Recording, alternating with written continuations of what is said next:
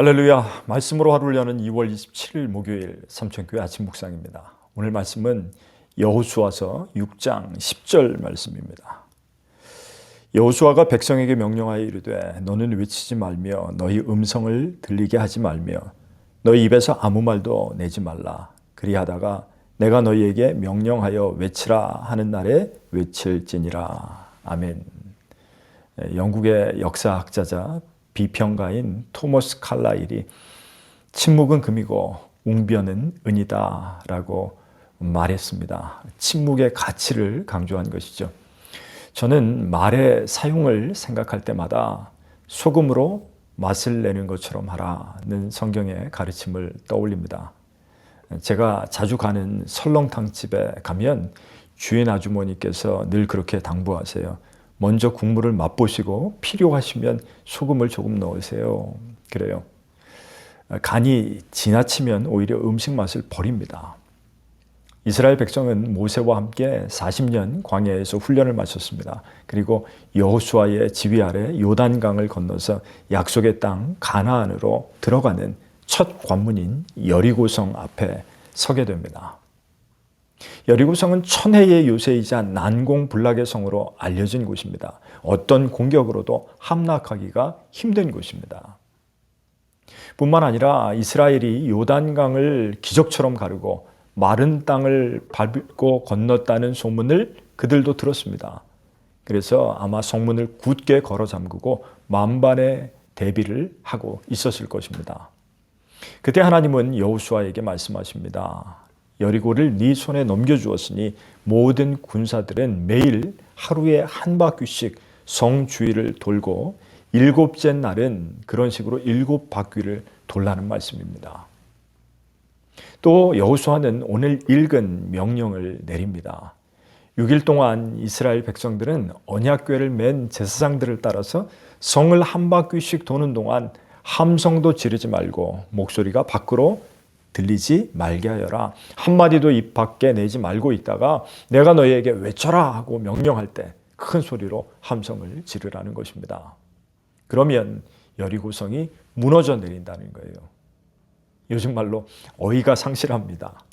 아무리 요단강을 마른 땅으로 밟고 건너온 그들이지만 쉽게 믿어지지 않았을 것입니다. 여리고성을 하루에 한 바퀴 돈다는 것, 그것이 어려운 일이 아니에요.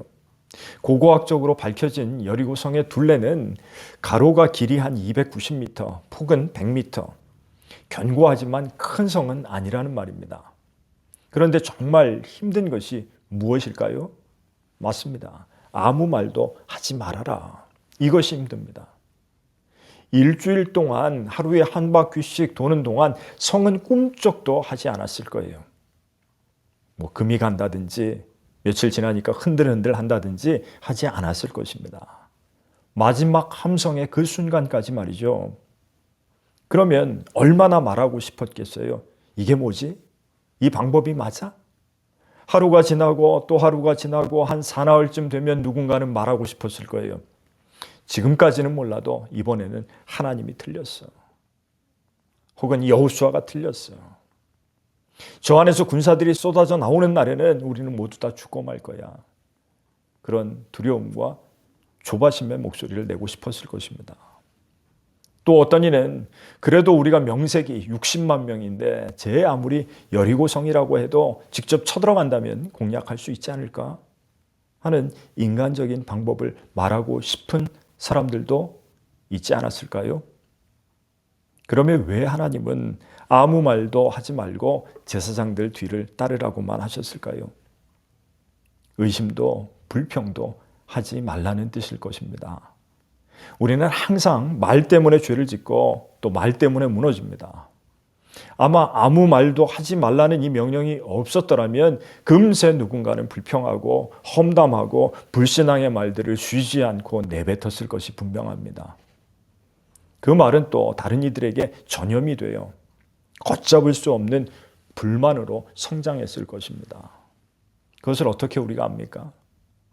광야 40년 동안 그들이 받은 훈련이 바로 그것이었거든요. 오늘을 살아가는 우리도 마찬가지입니다. 그리스도인들에게 침묵의 훈련은 하나님을 신뢰하는 법을 배우는 것입니다. 똑 부러지는 말을 하고 나면 자기 한 사람 후련하기는 할 것입니다. 그러나 그것으로 하나님의 뜻을 가리는 경우가 얼마나 많습니까? 침묵의 훈련, 순종의 훈련은 광야 같은 이 세상을 살아가는 우리에게 죽을 때까지 필요한 훈련입니다. 십자가를 지시기 전에 재판정에서 예수님께서는 대적자들에게 아무 말씀도 하지 않으셨습니다. 침묵으로 하나님의 뜻을 전하셨고 또 십자가에 죽기까지 순종하셨습니다. 여리고성과 같은 인생의 난관 앞에서 우리는 소리 없는 순종이 필요합니다.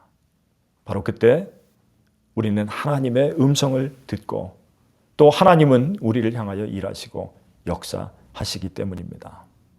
그런 기적적인 삶의 주인공이 되시기를 주님의 이름으로 간절히 축원합니다. 기도하겠습니다.